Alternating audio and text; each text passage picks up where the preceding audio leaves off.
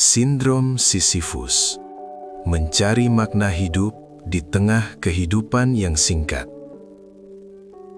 Sindrom Sisyphus bukan istilah medis, melainkan konsep filosofis yang berakar dari mitologi Yunani dan pemikiran eksistensialisme, terutama dari filsuf Albert Camus.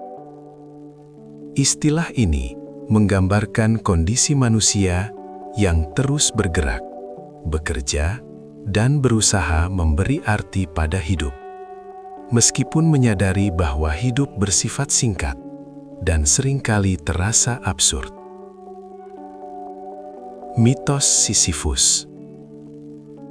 Dalam mitologi Yunani, Sisyphus dihukum untuk mendorong batu besar ke puncak gunung. Setiap kali hampir mencapai puncak, batu itu jatuh kembali. Usaha tanpa akhir ini menjadi simbol kehidupan manusia. Rutinitas yang berulang, tujuan yang tak pernah final, dan kepuasan yang selalu sementara. Kehidupan yang absurd. Albert Camus menyebut absurditas sebagai benturan antara hasrat manusia untuk menemukan makna dan kenyataan bahwa semesta tidak memberikan jawaban. Kita hidup, bekerja, dan menua dalam waktu yang terbatas, sementara tuntutan untuk menjadi berarti terus menghantui kesadaran. Disinilah sindrom Sisyphus hadir. Perasaan bahwa jika kita berhenti sejenak, hidup seolah kehilangan legitimasi. Kelelahan, kepuasan, dan ritual makna. Menariknya, setelah melakukan sesuatu yang melelahkan, manusia sering merasakan kepuasan. Bukan semata karena hasilnya, tetapi karena ia telah melakukan sesuatu. Kelelahan menjadi bukti eksistensi. Aktivitas berubah menjadi kebiasaan, lalu menjelma ritual. Cara sunyi untuk memadamkan rasa bersalah.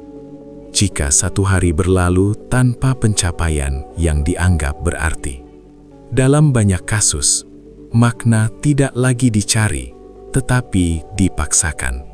Produktivitas menjadi moral. Diam terasa berdosa. Tidak melakukan apa-apa memunculkan kecemasan. Seolah hidup harus selalu dibenarkan lewat kerja dan usaha. Antara kesadaran dan kecenderungan obsesif. Pada titik tertentu, pola ini dapat bergeser ke kecenderungan obsesif kompulsif. Dorongan untuk terus mengulang aktivitas tertentu demi menenangkan rasa bersalah dan kegelisahan eksistensial. Manusia tidak lagi mendorong batu karena memilihnya, tetapi karena takut pada kekosongan jika berhenti. Sisyphus modern bukan hanya menderita karena batu yang berat, tetapi karena keyakinan bahwa ia harus terus mendorong agar hidupnya sah. Pemberontakan yang sunyi. Namun Camus menawarkan jalan lain. Kesadaran adalah pembebasan.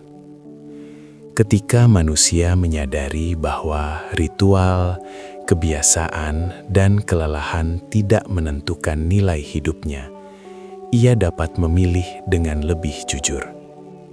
Bekerja bukan untuk menutupi rasa bersalah, melainkan sebagai ekspresi kehendak. Kita harus membayangkan Sisyphus bahagia, tulis Camus. Bukan karena batunya ringan, tetapi karena ia sadar akan nasibnya dan tetap memilih untuk menjalaninya. Penutup.